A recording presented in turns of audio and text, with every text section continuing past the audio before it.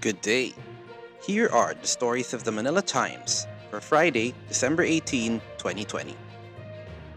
President Rodrigo Duterte has defended Health Secretary Francisco Duque III from allegations that Duque botched the government's deal with an American pharmaceutical company to supply the Philippines with the coronavirus disease 2019 or COVID-19 vaccine. Presidential spokesman Harry Roque said on Thursday the president does not see any major lapse by Duque in negotiations with Pfizer. Senator Panfilo Lacson on Wednesday accused Duque of messing up the negotiations in a follow-up to Foreign Affairs Secretary Teodoro Locsin Jr.'s tweet that 10 million doses of the Pfizer vaccine could have been delivered to the country by January had not someone dropped the ball. Lacson said Locsin was referring to Duque. Roque said the president advised Duque during Wednesday's meeting of the Interagency Task Force for the Management of Emerging Infectious Diseases, or the IATF-EID, to answer Locsin's allegations. President Rodrigo Duterte has certified as urgent the newest version of the measure calling for the creation of the Department of Overseas Filipinos, or the DOFIL. Senator Christopher Lawrence Bongo, who filed the measure, thanked Duterte for heeding the calls of overseas Filipinos and their families. Go urged his colleagues in the Senate to immediately act on the passage of the measure. Senate Bill 1949, also known as the Department of Overseas Filipinos Act of 2020, defines the proposed agency's powers and functions and rationalizes the organization and functions of government agencies related to overseas employment and migration. In the new version, the department secretary will have the authority to assess and evaluate and transfer, delineate, and realign or organize the functional areas or responsibilities of each office. Manila has been the country's most competitive, highly urbanized city during the Department of Trade and Industry 8th Regional Competitiveness Summit, an indication the city is regaining the trust of businessmen. Mayor Francisco Isko Moreno Domagoso said on Thursday. The city government won the Overall Competitiveness Award in the Highly Urbanized Cities bracket in the annual 2020 Cities and Municipalities Competitiveness Index, which investigated the program implemented by cities to improve their economic dynamism, government efficiency, infrastructure, and resiliency. Law deans and professors in the Philippines are divided over whether to support Supreme Court Associate Justice Mario Victor Leonen, who was fighting an impeachment case in the House of Representatives.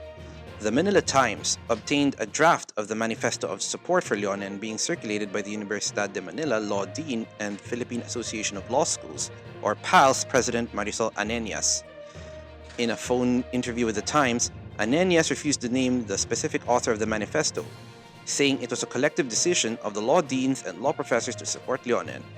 But a source familiar with the issue told the Times Anenias himself is leading the move to gather sympathy for Leonen. The Department of Health, or DOH, warned that at least 4,000 cases of COVID-19 per day may be recorded in Metro Manila if Filipinos won't comply with the minimum public health standards this holiday season. Health Undersecretary Maria Rosario Vergeres said, based on the initial projections by FASTER, or the feasibility analysis of syndromic surveillance using spatio-temporal epidemiological modeler for early detection of diseases, and the academe-based Octa Research Group, the daily surge may overwhelm the health system capacity to upwards of 80% utilization by the end of January if we do not act aggressively to halt the transmission now. Experts have noted an increase in the case rate over 2 weeks, from -16% to -4%. Positive growth rates were recorded in Ilocos, Cagayan Valley, Cordillera, and the National Capital Region, or NCR. The number of new cases in relation to the overall burden in its population is the highest in the NCR, Cordillera Administrative Region, Calabarzon, which consists of Cavite, Laguna, Batangas, Rizal, and Quezon, and Davao. In business, the Bangko Sentral ng Pilipinas on Thursday kept its key interest rates steady as monetary authorities still sees benign inflation environment. The central bank's overnight borrowing, lending, and deposit rates stayed at 2%, 1.5%, and 2.5% respectively, after its policymaking monetary board held its last rate-setting policy meeting for the year. Topping sports, Filipino Olympian Yumir Felix Marshall on Wednesday or Thursday in Manila showed why he's the country's brightest hope for its first ever Olympic gold medal by cruising to a shutout unanimous decision victory over American Andrew Whitfield at the Shrine Exposition Center in Los Angeles, California. All four judges saw the fight in favor of Marshall in a 40-36 outclassing of his American counterpart over 4 rounds in, actually, the Filipino middleweight's professional debut, which he's, too, using as a jumpstart in his build-up for next year's Olympic Games, which will be held in Tokyo, Japan. Rigoberto Tiglao is the front-page columnist for today's issue of the Times. He discusses about party list group Gabriela's possible links to communist fronts. Today's Times editorial is related to our top story, as it discusses Health Secretary Francisco Duque's dropping of the ball in the deal with pharmaceutical company Pfizer for the coronavirus vaccine. Read the full version on the paper's opinion section or listen to the voice of the Times. For more news and information, get a copy of the Manila Times on print, subscribe to its digital edition, or log on to www.manilatimes.net. Follow us on Twitter, Facebook, or Instagram, and keep up with the Times.